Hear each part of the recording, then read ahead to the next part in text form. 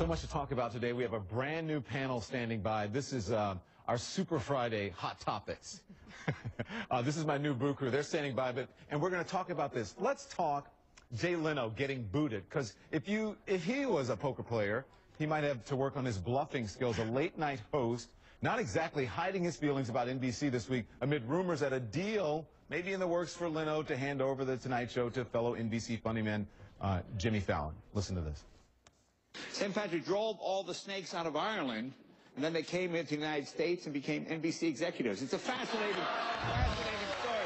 And the most common thing people are giving up for Lent this year? Watching NBC, apparently, yes. The ratings are so bad, The Biggest Loser isn't just a TV show anymore. It's our new motto. That's how bad it is. Things that were once thought to be extinct could now be brought back from the dead. So there's hope for NBC. It could turn around. Ooh, ouch. Back with my new panel. DeDe McGuire, Jay Leno, right? Why don't you tell us how you really feel? DeDe McGuire, radio host of the DeDe McGuire in the Morning Show. David Begnaud, host of Newsbreaker with David Begnaud. And radio and TV personality Mara Davis. And also Jack Moore, editor of BuzzFeed Sports. Guys, Jay Leno is really letting him have it. NBC is reportedly fast-tracking the move, hoping that Jimmy Fallon will attract a younger audience. The New York Times says that the switch is expected to take place by the fall of 2014, and the show will move from Los Angeles to New York. DeDe, NBC isn't commenting on the swap, but that doesn't mean that we can't talk about it, and Jay Leno is certainly hinting. I think my problem with Jay Leno is this. Didn't you learn this a couple of years ago, and they were going to replace you with Conan? Right. I mean, really, we've seen this before, and to sit there and now start slamming these bosses who pay him millions of dollars. We all know how much this guy's getting paid. I don't know. I think it's classless. Truthfully, I'm bored with it. Are you really? Why are you bored? I'm bored. Mara, why are you bored?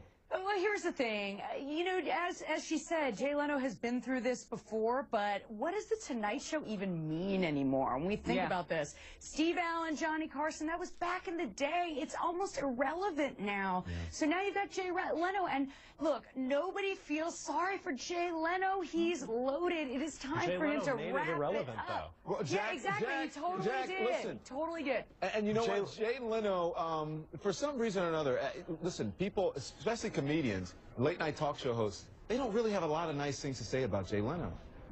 Nobody likes him. Well, it's because Jay Leno coming up was the coolest. When he was on Carson, when he would go on Letterman's show, Jay Leno was awesome. And he slowly sanded down every edge he had to become this milquetoast.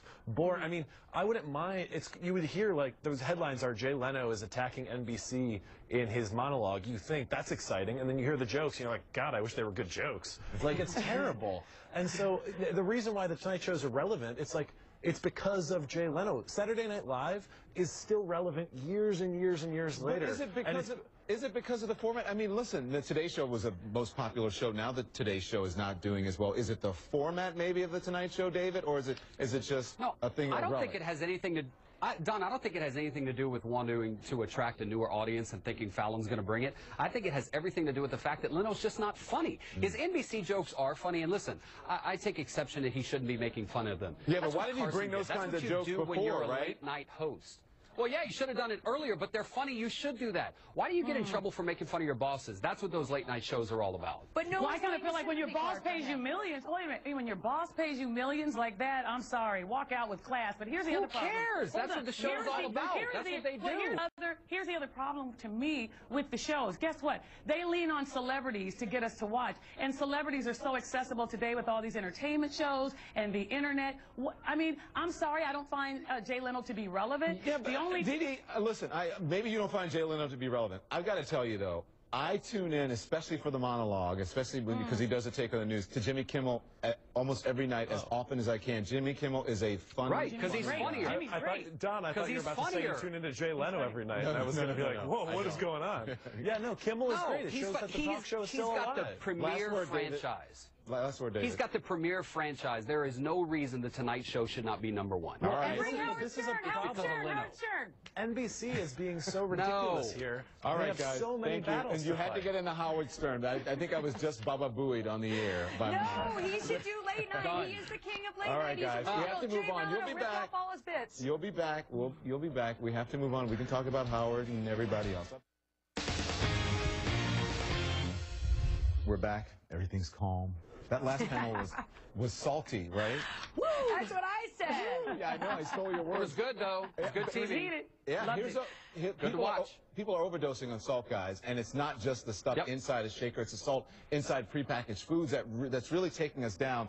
That's the finding from several new studies about the danger of salt that were just presented at a meeting of the American Heart Association. Latest bad news, most prepared toddler meals have more than the recommended amount of salt for kids, which is about 210 milligrams per serving. Okay, so, and look at this study. We found that 75% of the world's population is getting 4,000 milligrams a day. That's a lot. That's double the recommended amount. Okay, well, listen. Okay, DeDe, I know you always want to have the last word. I mean, the first word and the last word. So what do you think about that? I'm of two minds. I'll let you start, though. Okay, the only thing I can say is this. I love obviously it's addictive. We're starting at such a young age. It's in all our food. It is what it is. At this point, they're going to tell us we can gnaw on celery, and then they're going to say, there's a problem with that. Like, really, too much of anything is bad, Somebody right? call Michael Bloomberg. Tell him to send the salt police the after sodas? this. It'll be like the salt shaker can only have one hole. It can only be this big. Yeah, Exactly. I mean, and Listen, I'm with going to all tell you. due respect, you guys, this is an important conversation to be having. People are buying these foods for their kids, and they're serving it to them, and they are extremely high in salt. Look, the Bloomberg law is maybe crazy and non-traditional, but it's to open people's minds that when you drink a soda, that is full of salt. What do we need do? to raise awareness. People need to be eating healthy But food. Jack, hang on, David. Jack, listen. I ate salt. I love Burger King. Yep. I love my Burger here in Atlanta. I like Five Guys. I like all of it. When I was a kid, here's what I think. When I was a kid, they would say, I ate all this stuff. Most of the people I knew ate all this stuff. We're okay. We used to go outside and eat dirt. And they said, great, it's good for your immune system. But you exercise. Too much sodium. Dirt. It's true. I ate McDonald's on the way here, so I think I'm about to die. Like right My only now, thing is this, everybody. Don't give me the imitation DeDe, salt. let him finish. Let him finish. Jack didn't get one word in. Go ahead, Jack. So I think you're totally right, Don. For years and years and years, everybody was fine, and people were eating this food, and every study that comes out shows something's going to kill us. We're living on Earth is we're all going to die. It's a war of attrition that we will lose. So it's a matter of picking your battles. Here's the interesting thing. The day that you're born means that you're one day closer to death. I know that's exactly, but always. That's the beginning. Always. Shocking. So enjoy the burger. Back in the day, people were actually eating real fruits and vegetables. They weren't eating and they were eating the food. pork right off the pig. Oh, Thanks. come on. Something's going to kill Look, them. Don, here's the deal. David, quickly, we got to run. Here's the deal. In Los Angeles and West Hollywood, we've got this store that gives you the prepackaged food. You go in there, it's cheap, it looks good, you turn it over, it's got 900 grams of sodium. Yeah. It is a legitimate topic that we need to talk about. Shocked But in as I West said Hollywood. again, I'm somebody's shocked on at what Bloomberg. happens in West Hollywood because, you know, the guys there, they don't want to We're be all bloated. shocked. That's true. Everybody's thin. That's true. Thank you, guys. All right, up next, one university teaching young reporters how to use drones. That's gathering news. We'll talk about that later. At what cost? Because some celebrities say she bashes them with rumors and lies. The latest, Will Smith's aunt from The Fresh Prince of Bel-Air, Janet Huber. She called Wendy a demon. Why? Because Wendy asked her former co-star Tatiana Ali why she really left the hit show. Watch. From my point of view, it was really like a divorce. Like when it actually happened, it felt like a divorce. And Daphne Reed came in. She was the nuance. She was the nuance babe, and it felt like we had to get to know like our new mom. But there was definitely like negativity. Like you could feel it. We really like loved each other and laughed every day. I don't see why there would be tension or what the issue would be. Thank you for clearing that up for us.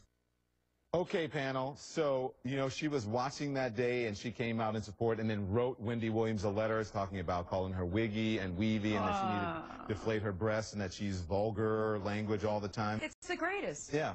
Yeah. It But David, what do you think of this? Look, the letter was hilarious. I had to read it twice today, and I couldn't even write my thoughts down on what I thought of it because I was laughing so hard. When you're in the talk show business, you can go one of two routes. You can go the Maury route or you can go the Oprah route. Most people try to go the Oprah route and they fail. You might not want to go the Maury route. Wendy does something in between. I think she's hilarious. And you know why it works, Don? Because she asks the questions that people want to know. She can be messy, she can be dirty, she can be irreverent, and people love that. It works. Does she piss people off? I don't know if you can say that on television. Yes, she does. She does. But it works. And Mara, look at the numbers. Mara, you know what, though? I love it. You know what, though? You have to say one thing about Wendy's show. When you look at all the talk shows that have been canceled and that are either doing well or doing poorly, the only two that were renewed were Steve Harvey and Wendy Williams. That says a lot, Mara, about diversity and the kind of topics that they cover. Well, I think it says a lot about them. I think it says a lot about them as personalities. I said Mara, DeDe. I said Mara. Totally. Thank you. Totally. I know. First of all, See, Get him, Don. this is like a gift from the baby Jesus. Here it is, another great PR thing for her. This letter is hilarious. I love how the scathing letter is written, and then at the end, she calls her a demon and a virus and a wig, and at the end it says, peace. Yeah. I mean, that Go is ahead, DeDe. comedy. I was just going to say, I used to work with Wendy in New York, and I love her, and I'm proud of her. The one thing about this woman who says all these things about Wendy and how horrible she is, and she only tuned in to watch that one piece of the show because Tatiana Ali, that was a lie. She said so much about Wendy's show that she's a fan, and it was kind of sad. It was like, really? Let me say this, though. I really like Wendy. I mean, Wendy, and if you meet her in person, she's a doll. That's what she does. No, everyone takes what Wendy says with a grain of salt. That's her shtick, exactly. It's not World News Tonight. It's the Wendy Williams show. No. Relax a little bit. No. And Okay, guys. Hang on. Because last night I kept getting all these tweets about Don Lemon, you're on Scandal. Take a look. Did you guys have the clip of Scandal? No? Yes? No? Yes? Scandal. Scandal, yeah. One of the reporters tonight, Scandal favored Don Lemon. Yeah, there it is. Back on Scandal. So there's this guy. This guy is...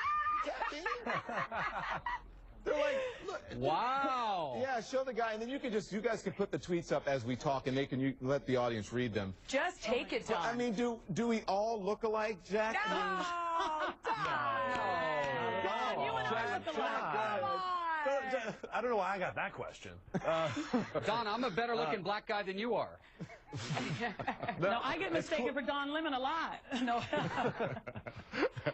Well, too bad I was watching the NCAA last night. I didn't get to see Scandal, so I didn't respond until this morning. You guys were a show on treat. TV. Thank you so much. Thank you, guys. I appreciate it.